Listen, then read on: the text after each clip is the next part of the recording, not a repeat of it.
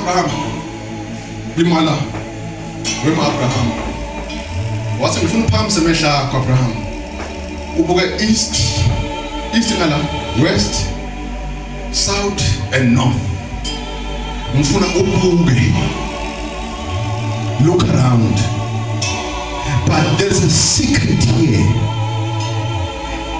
The secret is as far as your eyes can see. That place I'm giving it to you. Namanye magama asasikimi kuthi lokunika amaheta mangaki akusasikimi kuthi ngiyokuphakamisa nganani inkinga seyisemehlweni akho Abraham.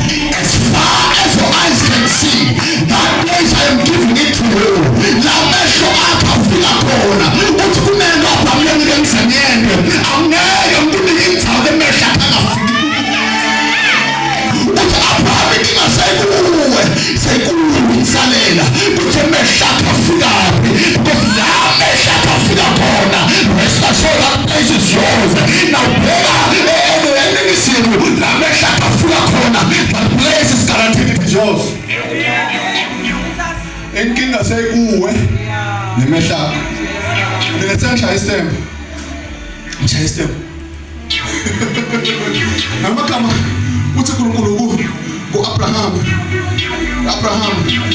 mina ngiyakunika namhlanje ngifuna ukukunika Abraham but ngifuna ukwazi mehlo akho la into lokudisappoint akusimo you disappoint yini bazalwane mehlo akho uthi into lokudisappoint akusimo but semehlo akho uma ungamboni uNkulunkulu akuphakamise uthangeleza ukuphakamise nanoma unemfundiso shimo langanani because inkinga ethola umfundisi wena wetubona uNkulunkulu akuphakamisa yini yebazalwana kulesifo lenaso uthi uNkulunkulu mina ngiNkulunkulu umnike amandla onke anginankinga ngalokuphilisa asikho sifo lesiyehlulayo but the problem uyambona yini ngophilo because I do not give you what you don't see me doing. Ufakele ibhizinisi uyambona uNkulunkulu akuphakamisa uyambona uyayikhulisa uyatubona yuba nama-branch all over South Africa because as far as your eyes can see that Abraham angeke ukufikise la ngifuna khona uthi nginemacebo lamahle ngawe but ngisho amacebo angeke ngikunike wona na wena ungabona ungafeza lithi iBhayibheli lela ngaJesu wafika evela kuwo injongo yakhe beyophilisa abantu but ithi iBhayibheli akaphilisanga nalo yedwa ngoba bebangambona abaphilisa bathi siyamathi lona mbona Josefa siyamathi lona mbona Maria siyamathi babokhe ngumbanzi yini nje lengayenza because abambonanga abaphilisa lithi wahamba dumele wahamba khala konke njani benawe amandla and I wanted to but they didn't see me wambonanga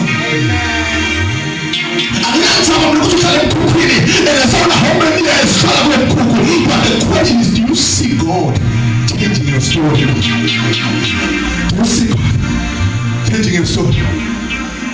Angenza ukuthi sewunangaki iminyaka ufuna umsebenzi anginandla ukuthi uhambe bafundisi bangaki solo uzama nomsebenzi but inkinga into leyenza abanayo ukuthi uyambona yini wena uNkulunkulu asithatha the problem Abraham is not me the problem uyambona yini uNkulunkulu asithatha lesimo sakho. That's the question God gave Abraham. Because Abraham mina can bless you ngangade ngadala nemhlaba ngeke then ngidala nemhlaba nginamlekeleli but the problem kuwe angizange ngakudala waba yinto nje yokuthi ngiyakhona kwenda noma njani uthi uma ngidala wena ngathi let them have dominion ngamagama ngakudala waba ngumuntu lone right of choosing so ngamanye amagama Abraham emhlabeni ngiNkulunkulu angeke angendi ungakangiboni ngiyenda lento angeke noma ngabe nawe amandla but angeke anginowena uNkulunkulu unawo amandla okushintsha ngisho imindeni wakini but akanowena ungambona ushintsha. uNkulunkulu unawo amandla okushintsha ngisho nomnyawophesi wakini but angeke asamtshintshe uma wena ungamboni awele ukuthi asifake your eyes can see. Ngafunda verse. There's a verse. Isaiah number 43 verse 19. Behold, I'm doing a new thing. Uthi ngifuna ukhohlwe about your past. Kusikwenzakalanga ku past yakho. Bese uconcentrate ku the new thing lengenzako now. Bese uNkulunkulu athi, don't you perceive it? Don't you smell it? Don't you see it? Because as much as ngifuna kwena, I also want you to participate. Ngifuna uyiperceive, ngifuna uyifile, ngifuna uyibone. Bese asomnyeka kanjani? Mabili emehlo umuntu nawo. Because uma sikhulunkulu yonke info le indzawo la mehla akhe ufika yona, that place is yours. Bekangasho la mehlo lawo. Kana ukulahlekela kancane. Bekangasho la mehlo lawo. Mhlambe bekasho lawo. But kids, uma ngithi as far as your eyes can see, there is a verse of Corinthians chapter number 4 verse 4. I think 1 Corinthians chapter number 4 verse 4. Let's see Bible. For the God of this world has blinded their mind, the eyes of their mind, so that they do not see. Kunelamanye mehlo lemuntu anawo. They are called the eyes of your heart, or the eyes of your understanding, the eyes of your mind. Emehlo angekhathi, emehlo kamoya. Ilamehlo sithola Johana ngendanga lithi iBhayibheli bakakhishwe emehlo, nakakhishwe emehlo sithola ukuthi ngesuku lenkosi bekumoya ngeva livi likhuluma nami bese ngabona uboneka wapi ngoba amehlo akhishiwe ukuthi Johana kunalamanye mehla kamoya. But this Bible, la Corinthians, the God of this world, which is Satan, unako kufika abaphuphuthekise la mehlo akamoya, so that looking you look but you do not see. Ubone but uvule mehlo but ungaboni. Ukubona ngisibe nemzalwane le ibandleni le ana entiyezi mhlamba la, and as powerful as I am preaching but sola kakhulu. Umangale why the God of this world has blinded their spiritual eyes. Uthi noma ngashilo kanganani lo muntu akakholwa. Umangale noma bakathiwa gula sibanibani wakuba ngeke asambiza ukuthi ngeke asamthandazela. Pray will be the last thing, because as much as akhonjiswe, the God of this world has blinded his or her eyes. Hallelujah. But that's more Ephesians chapter number 1 verse 18. Ephesians 1 verse 18. What's about? I pray that may the Lord enlighten your spiritual eyes. Because of the God of this world has blinded your eyes. Now I pray that the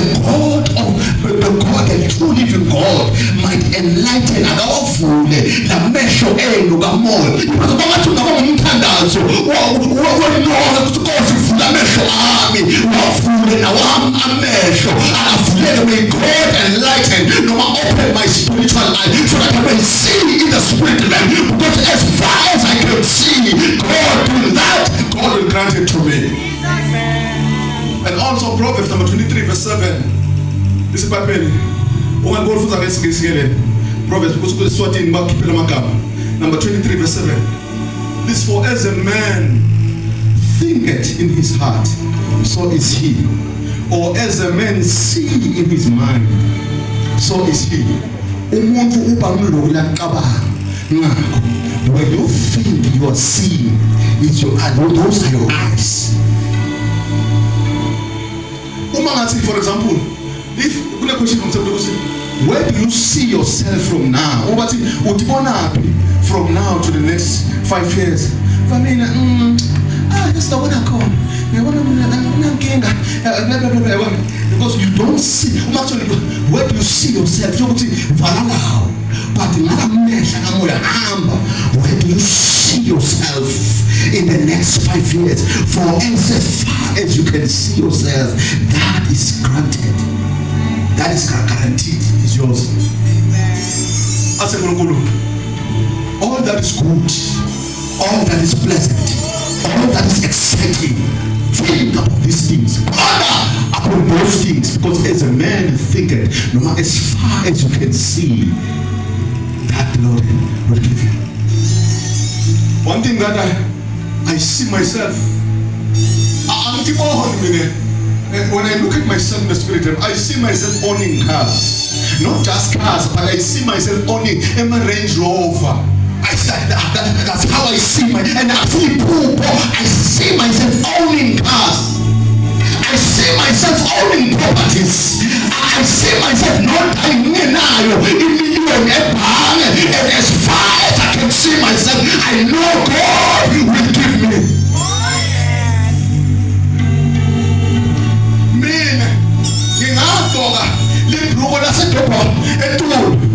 Church, that's a church, but when I walk like a millionaire because I am practicing. I know who I am. I'm preaching the spirit, and I know as far as I can see that God will give me. So as you see me walking, you are looking at the next millionaire. It's not a dream. That's what I see God doing in my life, and I know as far as I can see the Lord that will give. Kumlangilanga uNkulunkulu yabo kuJoshua uthi Joshua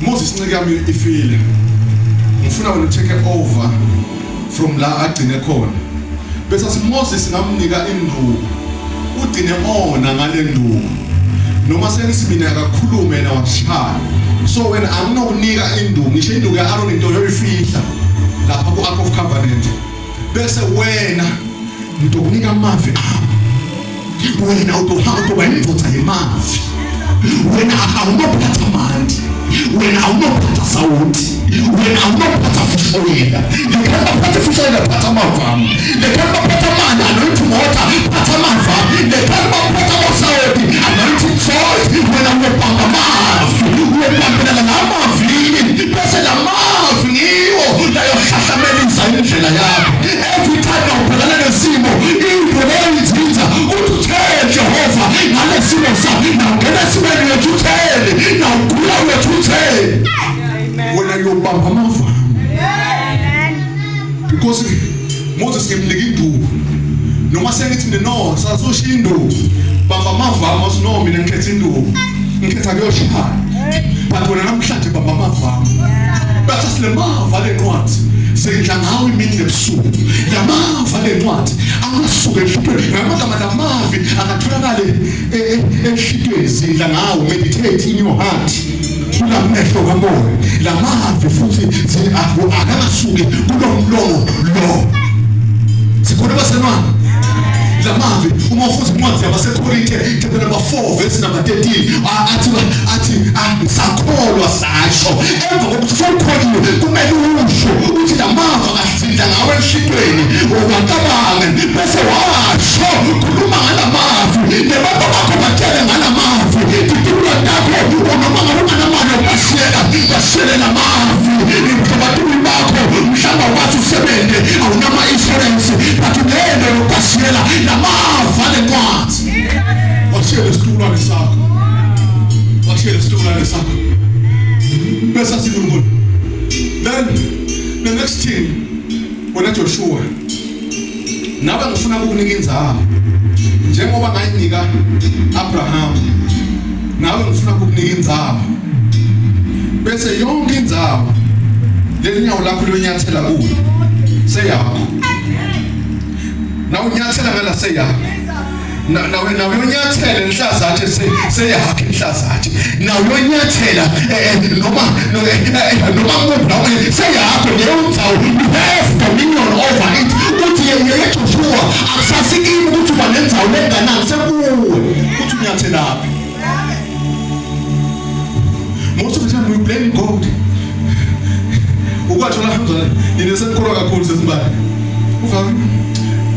I'm waiting on the Lord.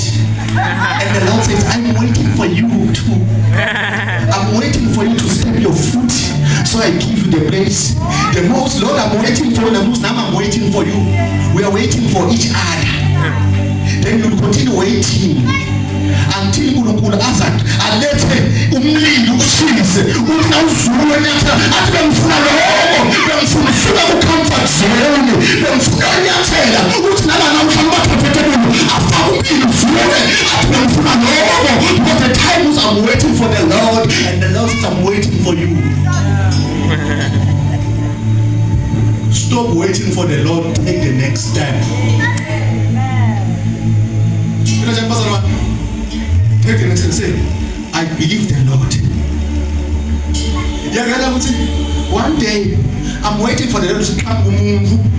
I told him, business. No, business. No more average lane. No more mazamba. You are stepping your foot. After now, I will bless you. Because soon as they were are waiting for the Lord. God.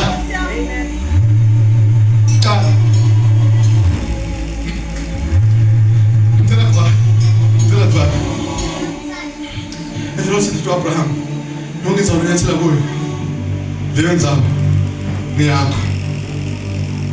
Hallelujah. There ends up.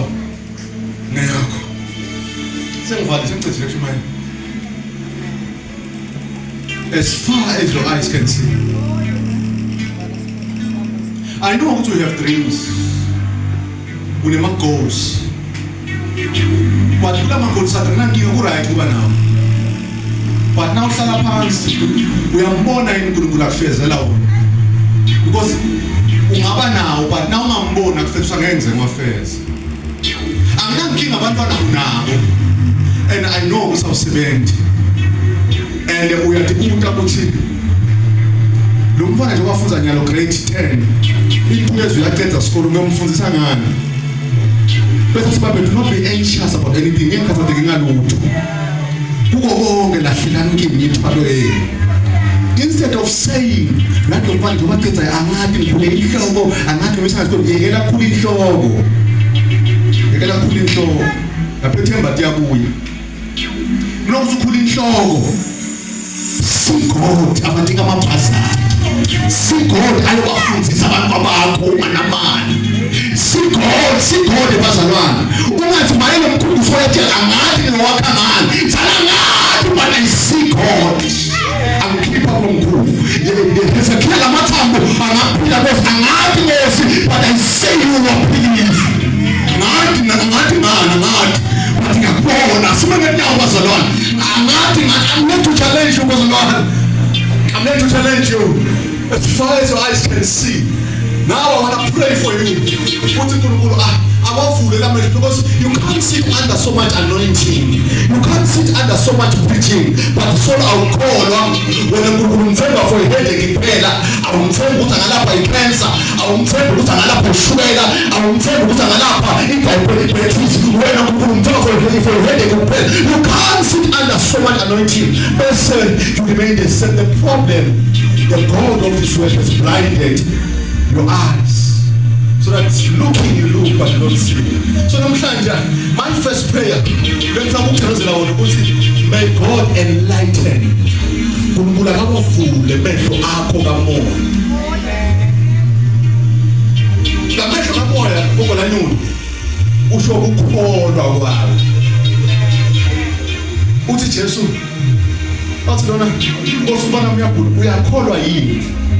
because angikwathi kwenda ungangiboni ukwenda ene ubona njani ngokukholwa ubona kuthiwa ubona batho ukukholwa ngilokukholwa mlelo uyakholwa yini athi Jesu mvuza kade yami iyagula iyafa Nkosi athi Jesu asikuhle ngithathe udlolo bana nginike tinje athi Jesu athi lo mfati nathi uthisha tidle indlu le tafuleni lemfana lemninito athi angase ngibone khona lo ngalo so hamba ngibona mosophili because noma ngakuphinda ngenja but ngibona ngiphilisa umfana so as far as you can see me that I will give it to you.